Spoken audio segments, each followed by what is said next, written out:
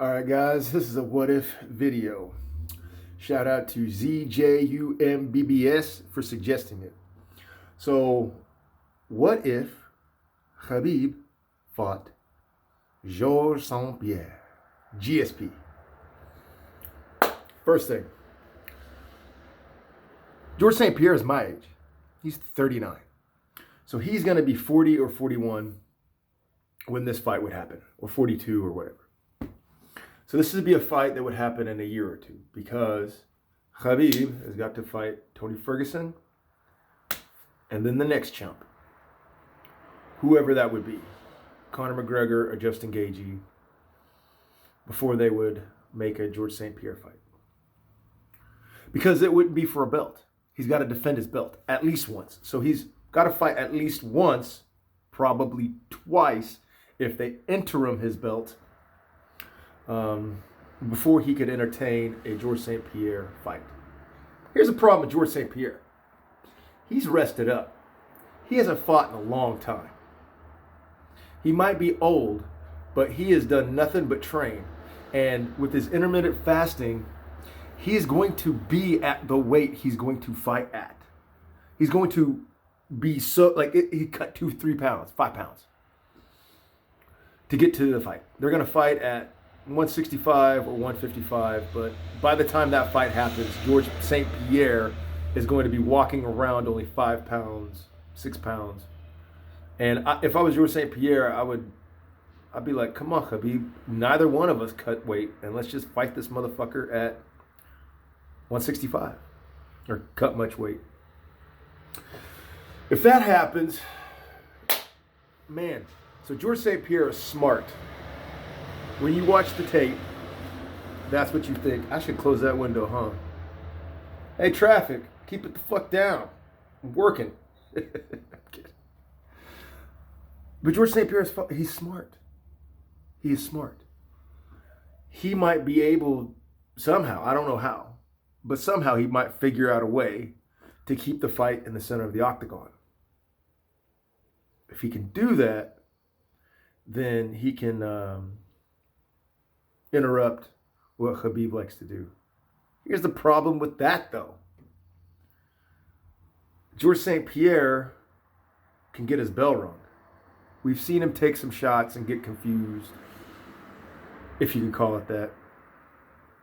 So the reason why I say this is because how are you going to keep Khabib off the cage? You get him to trade hands in the center of the octagon. Or you take it downstairs in the center of the octagon. You take it to the mat and then just keep it somehow. Roll around. Maybe it's jitsu. I don't know. I don't know how he would do it. But Georges St. Pierre didn't stop learning martial arts. He's got way more tricks in the bag now. For the last couple of years, he's just been perfecting and learning stuff. So he's going to start as a brand new fighter. You have to look at it as he's 0-0 undefeated right now. He's an old man, but he's the best of the old men. He's my age, and I run 5 miles a day. So what do you think Georges St. Pierre is going to do? You know what I mean? I'm just a guy from Henry from Oklahoma, and I can give somebody 2 or 3 rounds once in this year. Right? That's all he's got to do is fight once in a year. He's got to do one training camp, and it's going to be a year or 2 long. And he's going to be watching Khabib fight 1, 2, maybe 3 times before a fight like this could happen. And they're going to not fight in Khabib's division. Why would he do that? Why would Georges St. Pierre do that? This is going to be a one-time event. They're probably going to make up a belt, or maybe they make Georges St. Pierre take a couple of tune-up fights. Okay? So who is in the welterweight division that is going to take a Georges St. Pierre fight? I mean, who do you think is going to take that fight? You think Tyron Woodley's going to take that fight? Why? What champion that is going to be between Khabib and middleweight is going to take this fucking fight? George St. Pierre. So it's a money fight for somebody. Well, who wants a money fight? What fighters are going to want a money fight? Colby Covington? Right? I got George St. Pierre. I know Covington is dope. He's dope. I've seen him. But George St. Pierre might be the smartest fighter that we've seen. You look at the tape and he changes his shit every fight. He doesn't fight every fight the same. He comes in with a game plan and he executes his game plan, and he's got a great staff. So a champion is who's going to beat George St. Pierre. And George St. Pierre is not going to fucking cut a bunch of weight. He's going to make whoever fights him come up somewhere near him. So let's say Zabit takes a money fight. Well, Zabit's got to gain 20 pounds. Well, you know what I mean? Like, who's going to fight him? Justin Gaethje? Okay.